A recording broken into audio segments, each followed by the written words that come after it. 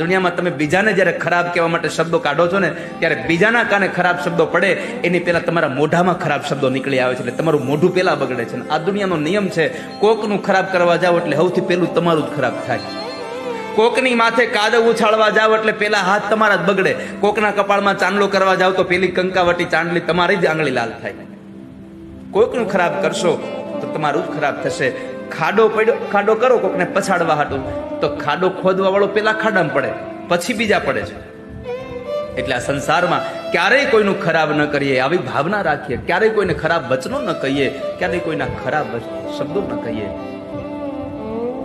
એક વાત યાદ રાખવી, આપણે કોઈની હારે ખરાબ કરીએ છીએ, જો આપણી હારે ખરાબ થાય તો આપણાથી સહન નથી થવાનું. માટે આપણે કોઈની હારે ખરાબ ન કરીએ. હું કોઈનું ખરાબ ન કરું અને કોઈ મારું ખરાબ ન કરે, આ ભાવનાથી જીવન જીવશો. Download ShareChat.